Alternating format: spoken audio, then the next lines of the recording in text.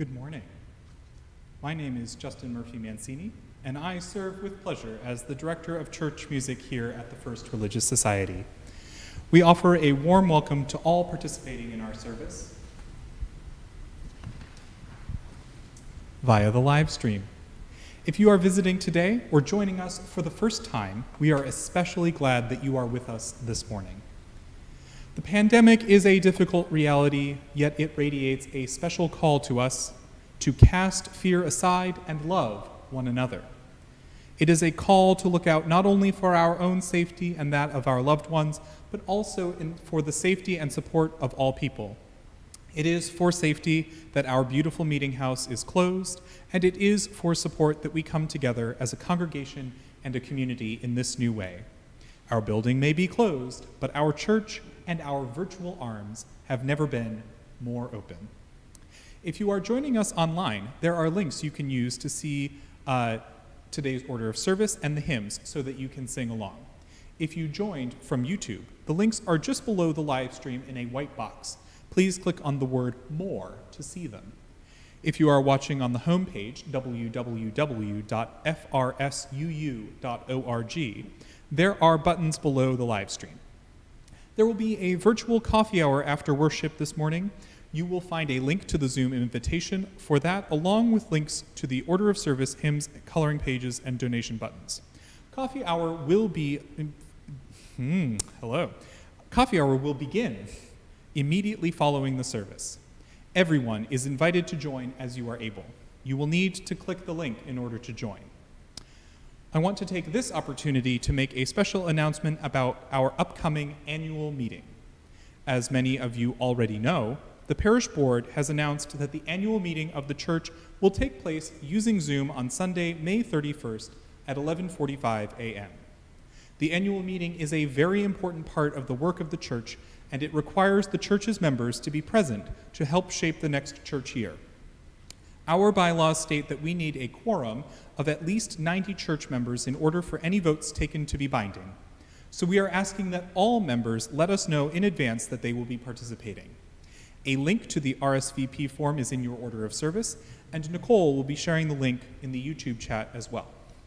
Please make sure to fill this form out so that the staff and parish board can plan to make the meeting proceed as smoothly and successfully as possible. If you have not used Zoom before, we will be sharing resources to help you get acquainted, but we encourage you very strongly to start using Zoom over the next 2 weeks so that you will have a good experience in the annual meeting. Thank you very much for helping us to adapt to this new way of putting our democratic principles in action. This morning, I am pleased to introduce our guest preacher, church member Bettina Turner. Bettina has been a member of this church for over 25 years, joining right after she and her husband David, along with their 2 children, moved to Newburyport in 1993. Her first act was to join the choir, an act which I am grateful for, and many years later, the choir is still her first home at the church. She has grown into many roles in the church, including leadership of the board, being on search committees, party organizing, conducting the choir, welcoming new members, and more recently, choosing to become a pastoral care associate. Today is her second time designing and leading a service. The first time was 7 years ago, when she spoke about singing at the bedside for people at the very end of their lives. Her own journey through severe hearing loss and partial recovery has led to different paths in the meantime, but the underlying theme of creating new ways to connect, both on the inside and with others, has remained constant and meaningful in her life. She says, "My creativity and yours is vital in adapting to our ever-changing circumstances." Every Sunday, we say that it is no small thing that we have gathered. This morning, it is a particularly big thing that we have gathered, so let us give ourselves to it. I welcome one and all to our church and our worship service. If you have a chalice or a candle at home, I invite you to light it now as we enter worship. Thank you. It is good to be together.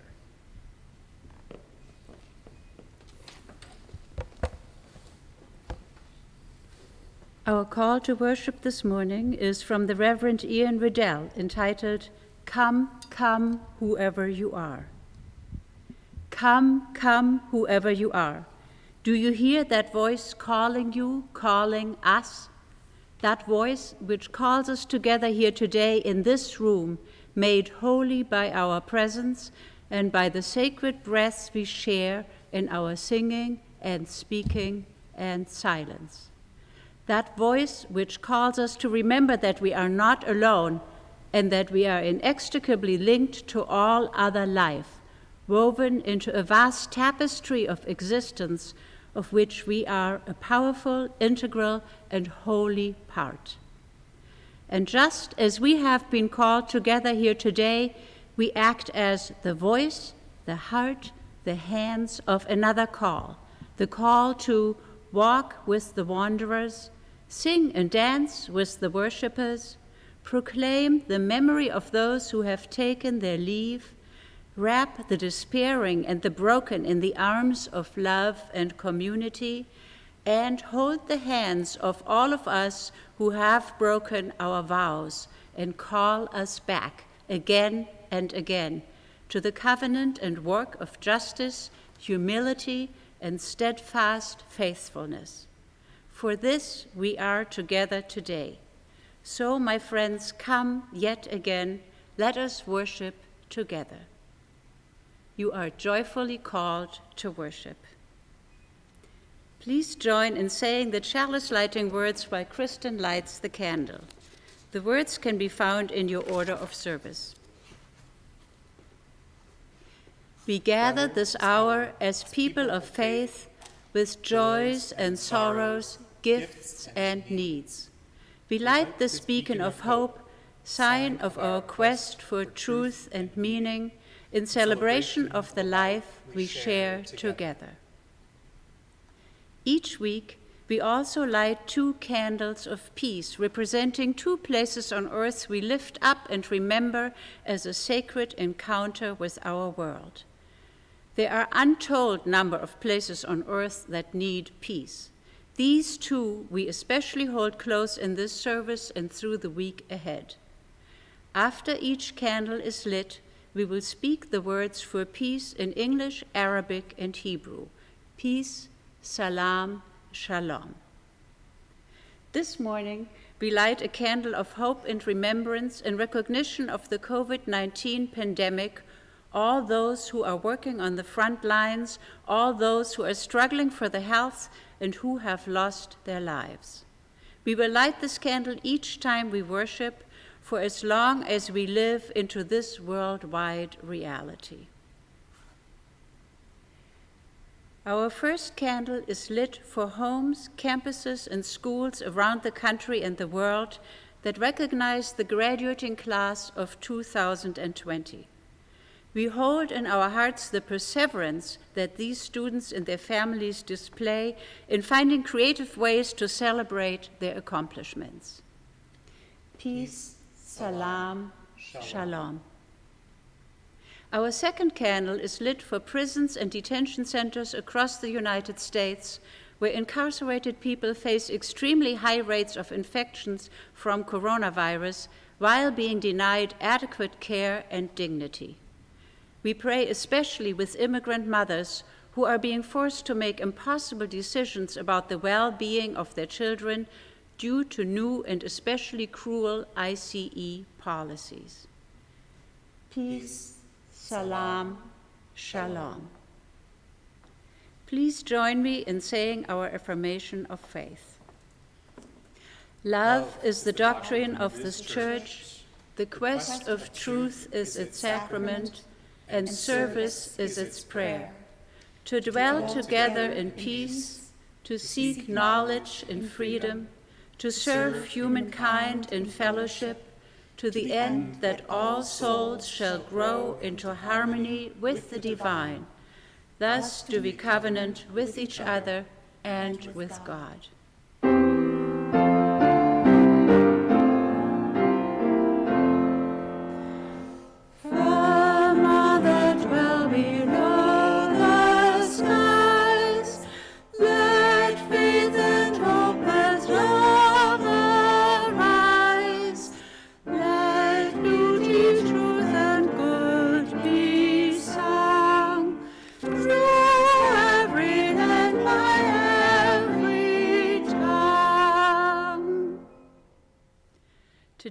for our Time for All Ages, the Director of Children's Ministry, Mara Flynn, has made a video for us.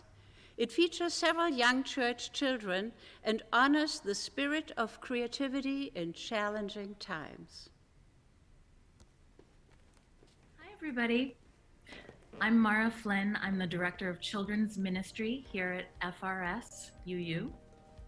And our Time for All Ages today is about honoring creativity. I have 3 young church friends who will be joining us to share some of their creations. I made this pillow for my stuffies. I made a tinfoil person. I made this big tower. It has some buttons sewed on, some flower buttons. The lighting is better. Fine. Why don't you go in the living room? There's a nice plant there and everything. That background's kind of Oh boring. my gosh. All right, so should we do this for reals now? You look great. And it's like almost as tall as me, basically. And yeah. And I'm gonna put these 3 blocks on. Oh, I love that. That's a great polar bear. And I also made these. Well, I didn't make them, but I planted them. They're seeds. And we forget what kind of seeds they are, so they're kind of mystery seeds. Yeah, and we think they're morning glories. And it's sort of like a play pillow. And like there's different like colors sewed around the edges. And as you can see, there's some fabric inside the middle, and on different sides there's different patterns. This is a thing for school. It's a map of my garden. On the back there are symbols. That make me feel like I can see what's in your garden. I love that, Claire. Well, I don't know. Maybe you can. Yes! I have a fairy garden. Here it is. The house and another fairy right here. Oh, these are magma tiles. These are magma tiles for the big base. Cool. And then these are contraption blocks, and then I have some magnet tiles holding up this huge tower right there. I made Mrs. Spoon / Alien, Mr. Spoon / Forky / Alien. They have not had a child yet. Do you think they will have a child? Probably. Please keep me posted. Claire, it seems like you like to make things all the time. Yeah. I do. And on that side it's purple, and on this side it's red. And I have more. Oh right, yeah. There's magnet towers just putting up everything. I'm making my own galaxy. The first planet that I drew was Kit Kat Planet. I really love polar bears. So Polar Bear Planet, Candy Corner Planet, Choco Planet, Kitty Planet, and it's like glittery raspberry. Feels really, really good. I like to play with it a lot. And I'm still working on it. A Star Wars robot. I forget what he's called. R2-D2. And that's how I made this pillow. That's beautiful, Abby. There's one of my stuffies that sleeps on them. What's your stuffy's name? White Fluff. So sweet. Thank you for sharing, Abby. So I'm gonna put these 3 blocks on, and it probably won't fall. 1, 2.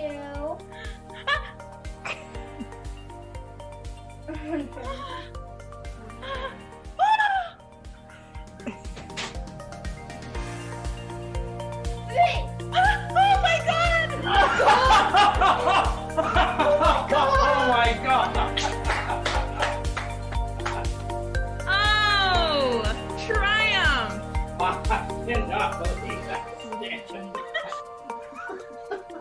I mean, that's impressive.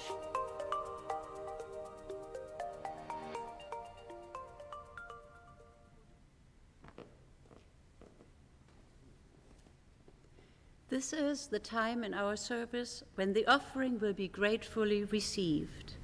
If you are joining us online, there is a link you can use to make your donation online.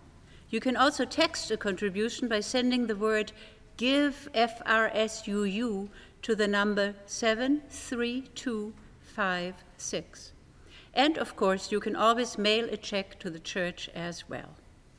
This month, we are sharing the plate with Merrimack Valley Habitat for Humanity. With its share of our offertory donations, Habitat can continue construction of 7 homes in Salisbury and complete the planned purchase of land for its next homes in Lawrence, buy construction materials to make these homes weathertight and prevent damage, pay the contractors who are completing licensed work, and be ready for that time when building with volunteer groups such as FRS Habitat can restart.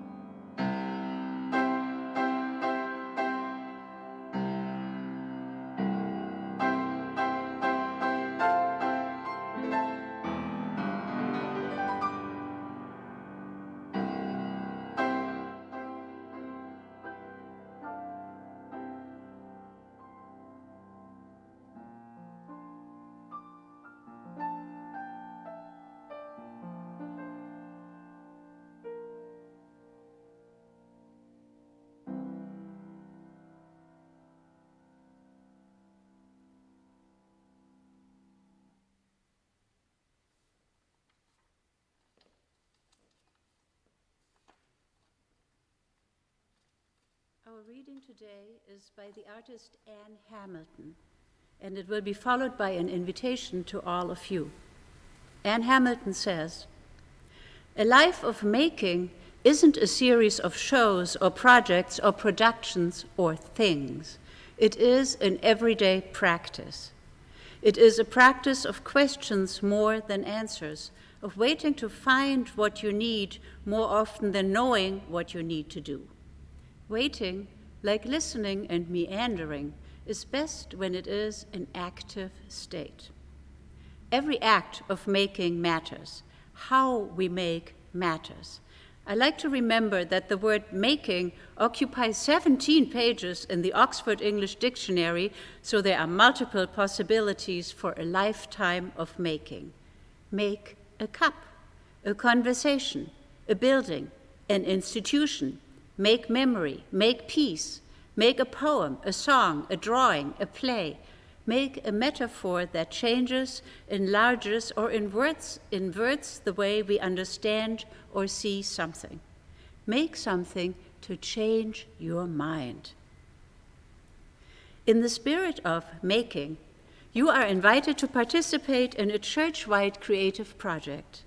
As we are no longer bound by the real-life space limitations of our tiny gallery under the stairs, let's abundantly share what we create in a virtual space. Here's how it works. Send us an image of something you created: the bread you baked, the garden bed or flower bouquet you designed, the poem you wrote, the drawing you made, the collection you gathered, the sweater you knitted, the quilt, the painting, the wooden carving, but it has to be made by you. All ages are invited to participate.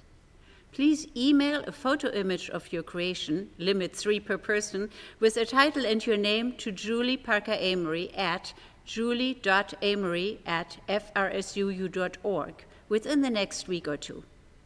This invitation can also be found in your order of service today. The virtual show will be up on our FRS website under the title Creations in June. We may even have a Zoom reception. Stay tuned and show us what you are making. Thanks, Bettina.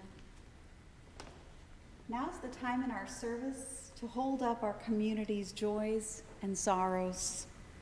As I read the joys and sorrows that have been shared in advance, you are invited to type any of your own joys and sorrows into the chat box. These will be read at the end. Reverend Rebecca and her family celebrate the graduation of their son Jacob from graduate school. They wish him and all of our graduates loving congratulations and blessings.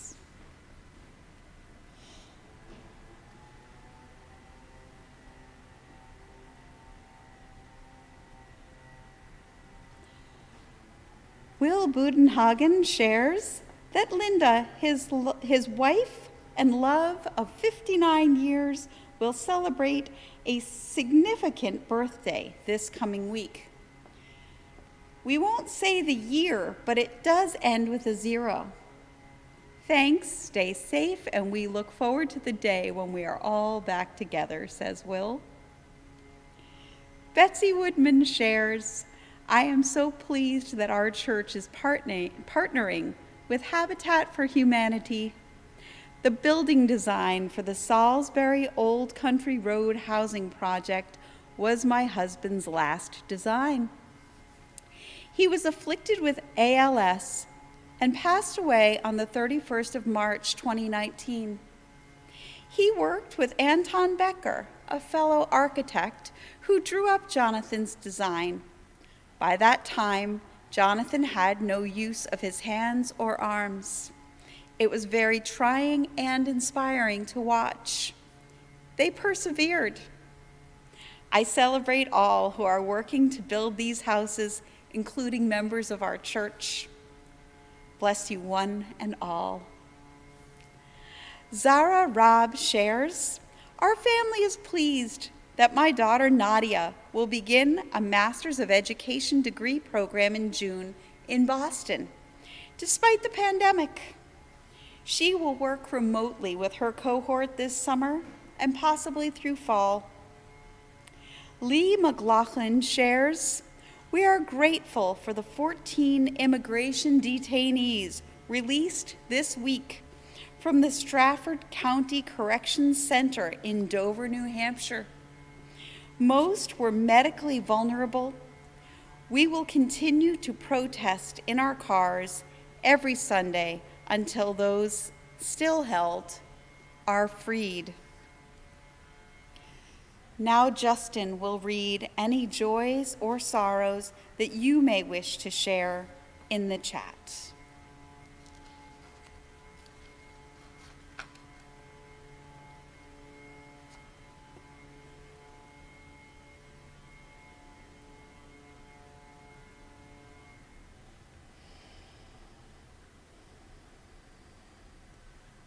We pray with Tom Himmel and his friend Rick, whose wife Jody passed away yesterday after battling cancer, leaving him and their young daughter and 3 older sons.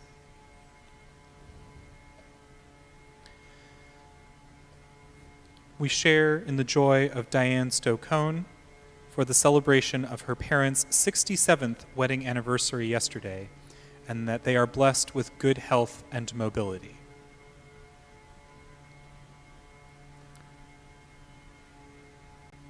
We pray with Juliana Beauvais for healing thoughts for her college friend Chris, who is undergoing treatment for cancer.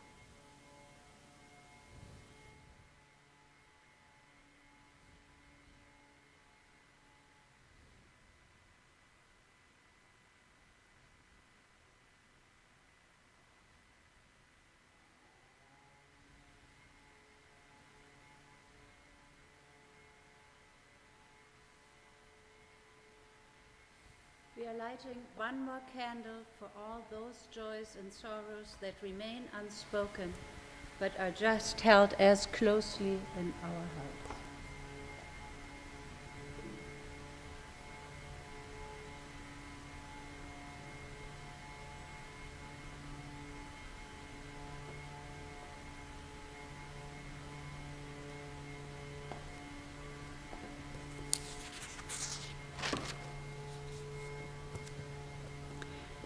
Our prayer today is written by Jan Richardson. It will be followed by a moment of silence and then a cello improvisation from Kristen Miller. It is a poem called From 10 Poems for Difficult Times, and it is called How the Light Comes. I cannot tell you how the light comes.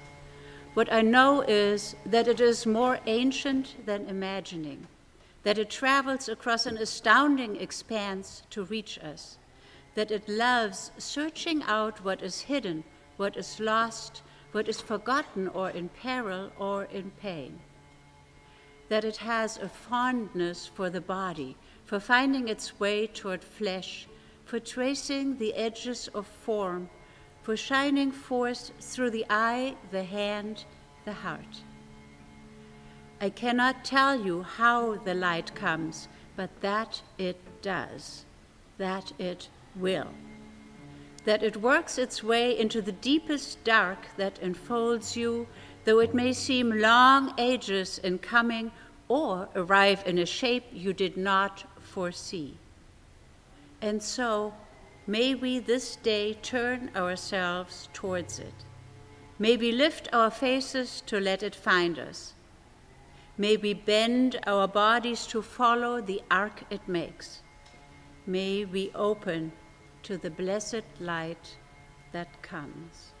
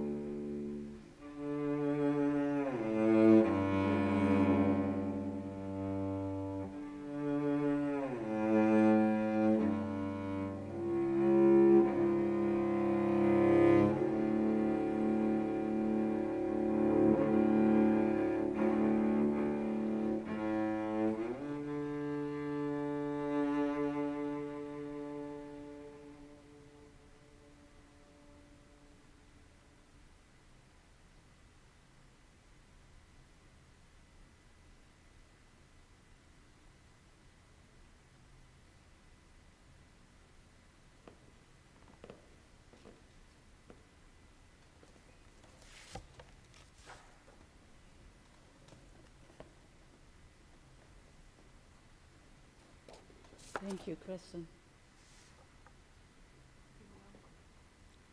Good morning. What qualifies me to speak about creativity? You may think it is because I obviously must be more creative than you, but you would be wrong. I am no expert. In my view, creativity is not something you either possess or you don't, but it exists on a spectrum, like so many other things in life. This is what I will speak about today. Maybe you are someone who believes that you do not have a creative bone in your body. If so, I hope to widen your definition of what it means to be creative and empower you. On the other hand, if you are joyfully creating every day, I hope you will feel validated, encouraged, and celebrated. Acts of imagination and creation are crucial for our very physical and emotional survival. When we contribute our unique ideas to the world, we also change it and are influencing and shaping our continued evolutionary journey. My personal story of how my perception of creativity changed at one specific point in my life may help you look at your own story with different eyes. In 1983, I arrived in the United States from Germany to enter a 2-year graduate program. It was something called Expressive Arts Therapy. It used the arts, all the arts, music, painting, dance, drama, and writing, in the context and service of psychotherapy. It was exciting, cutting edge, and only taught in Cambridge, Massachusetts at what is now Lesley University. It was unlike any other program taught at academic institutions in Europe at the time. I arrived armed with a degree in music and movement education, a certificate in music and art therapy, and a few years of work experience. First as a teacher in a private music school, and then as a music and creative arts therapist in a large psychiatric institution in Germany. I also arrived with deep-seated insecurities about not being an artist of any sort or much skill, which happened to be an admission requirement for the program. The German culture I come from had and has high standards for artistic expression and about who can be called a legitimate artist. Call us arrogant, standing on the shoulders of writers like Schiller, Goethe, Thomas Mann, Rilke, or Günter Grass. You really want to call yourself a writer too? Please reconsider until after you have won the Nobel Prize. You graduated from a prestigious performing arts school as a musician, actor, or dancer? It's a start. You have heard of Bach and Beethoven, have you?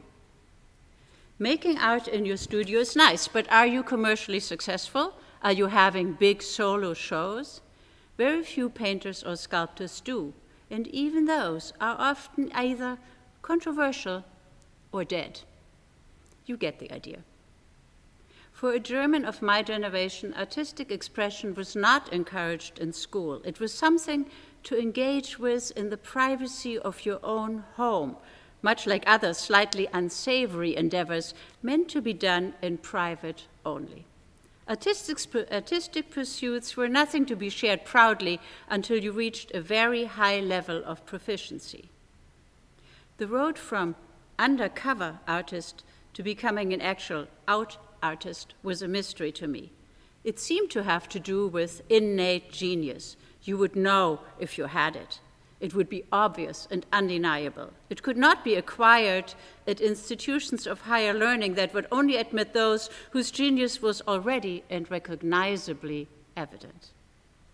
By those standards, there was no sign that I was a creative artist of any sort. I was a late starter as a musician, perpetually playing catch-up when studying for my music degree, and I liked to draw, paint, and write for my own pleasure, an amateur at best. Does this sound familiar? My description of German culture at the time of my upbringing may seem a bit exaggerated, but many of us have held similar misconceptions. We understand creativity as belonging to artists only, and then only the most skilled and highly acclaimed, certainly not me and you. We just dabble. Then I arrived at my graduate program in Cambridge. It was, I thought, refreshingly unacademic and largely based on experiential learning to shape us into the creative arts therapists we aimed to become. The program was centered on small classes to create safe spaces in which we could learn from each other. Early on, there were introductions. A 22-year-old college graduate from New York declared, "I'm a poet." Wait, what? She did not say, as I might have, "Well, I sometimes write poems. They're not very good, particularly. I keep them in a drawer in my desk, and I never really show them to anyone." No, she was a poet. I could not believe my ears. Was this young woman a published writer? Rarely. Was her poetry of outstanding quality? Not always. She just wrote poems every day and shared them wherever and with whomever she could. She was a poet. Other introductions followed. The middle-aged woman who did not have the body type of a dancer, who stated with confidence that she was a dancer. The musician who played the Native American flute beautifully, a musician for sure. Did he have a music degree? Here, I learned a new way of looking at myself. If I made art, I was an artist. It was my very own New World revelation. Truth be told, it took me several more decades to state with any confidence that I am a musician, teacher, therapist, artist, and writer. My creative identities continue to evolve, and the process has not been linear. I joke that I have talked myself out of more ideas than some other people have over a lifetime. Creative impulses have been lost to other priorities, especially when my children were young, gone underground, resurfaced, and be rediscovered. No, I still can't draw particularly well, but I paint. I practice and teach piano, but am no concert pianist, and I like to sing. I have not written a book or published poetry, but I write with great pleasure. It may be helpful to mention that the things we create are more often than not of variable quality. Yes, we tend to get better at things we do frequently and care about, but that's not my point. My point is results may vary. That's okay. Do it anyway. Much of what we admire and perceive as talent is actually motivation, persistence, plain work, and the courage to do it anyways. If you are like me, you measure yourself against others and find you fall short a lot. You may have been discouraged and think you possess no particular creative talents. You may have subscribed to the myth, as I did in my younger years, that creativity belongs to artists and then only to the talented few who live in a whole other rarefied realm of which you are not part. But creativity is not limited to the world of arts. It only means that we use our imagination to combine ideas in new ways, or that we stretch the limits of our customary methods of how we do something. Please consider this. When you devise yet another way to teach a 4-year-old to tie his shoes, you are an innovative and creative teacher. When you plant a flower bed or bulbs and imagine how it will appear in spring, you are a visionary garden designer. When you adapt a recipe to the contents of your pantry, sparse as they may be, you are a creative chef. When you find a way to fix that broken item in your house with tape, rubber bands, and whatever else is at hand, you are a creative inventor. When you read a children's book to your child or grandchild using different voices for the characters, you are a creative actor. When you, with great care, arrange a group of photos or items on a shelf so that they please you, you are curating a personal art collection. When you arrange your beach rocks and shells around a candle, you are designing a personal altar. When you play your ukulele knowing all of 5 chords and make up a little song, you are a creative musician.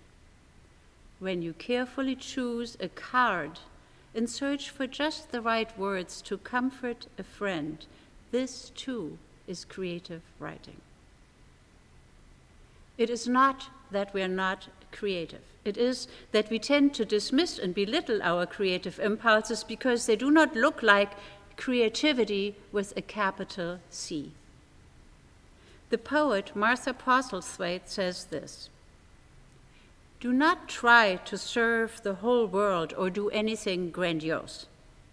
Instead, create a clearing in the dense forest of your life and wait there patiently until the song that is yours alone to sing falls into your open-cupped hands and you recognize and greet it. Only then will you know how to give yourself to the world, so worthy of rescue." Why should you listen to this? The current pandemic brings into sharp focus that our customary ways no longer work very well, if at all. We need to find inspiration in new ideas how to connect with each other, how to work, how to sustain ourselves emotionally and spiritually, how to survive. Our collective creativity is more important than ever. Actually, it has always been important. We just become more aware of the need to innovate in times of peril and needed change. That very idea that you just dismissed because of fear of being inadequate, or fear of being criticized, or because it would never work, may be the one the world needs. The small thing of beauty you see and make others see through your eyes may be what helps you to go on and what the world needs. Creating or making, in my experience, is an act of courage and persistence, of doing it anyway when the results are uncertain. It requires staying open to the questions, allowing them in. What a very you thing to do, isn't it? You may change the world, even if only for one person, even if it is yourself. Each of us is called to add to the universal creation in our own way. It's our birthright and part of living life fully. But we forget. We get distracted or discouraged. Howard Ikemoto tells this little story. When my daughter was about 7 years old, she asked me one day what I did at work. I told her I worked at the college, that my job was to teach people how to draw. She stared back at me, incredulous, and said, "You mean they forget?" So, if you have forgotten, remember.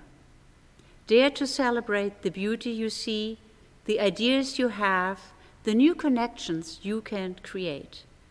Claim the joy of creation even when results vary. If this sounds a bit simple or too much of a demand, take heart. Create a clearing in the dense forest of your life and wait there, patiently, as Martha Postlethwaite said. Something will come. Allow for it to happen. When I first conceived of this sermon, I imagined it to be a more learned exploration of creativity with lots of deep and relevant quotes. But when I created a clearing in the forest of my life to start writing, I was surprised to find that instead I wrote a plea to recognize, honor, and celebrate our creative impulses. As we leave today, let's rejoice in what we will create individually and collectively, and allow ourselves to be surprised by the future we can create together. So may it be. Amen.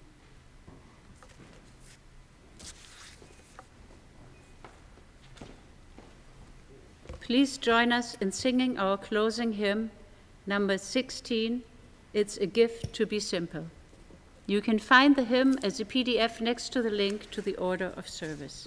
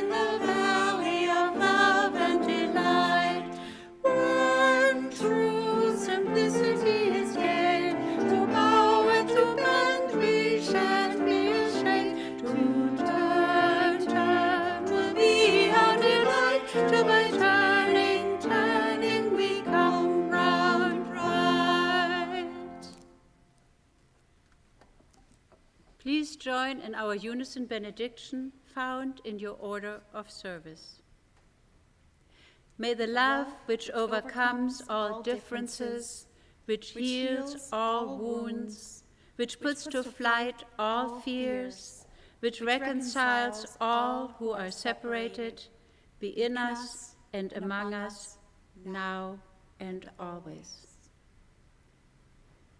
Our final blessing is also written by Jan Richardson. It's called, "Blessed are you who bear the light." Blessed are you who bear the light in unbearable times, who testify to its endurance amid the unendurable, who bear witness to its persistence when everything seems in shadow and grief. Blessed are you in whom the light lives, in whom the brightness blazes, your heart a chapel, an altar where in the deepest night can be seen the fire that shines forth in you, in unaccountable faith, in stubborn hope, in love that illumines every broken thing it finds.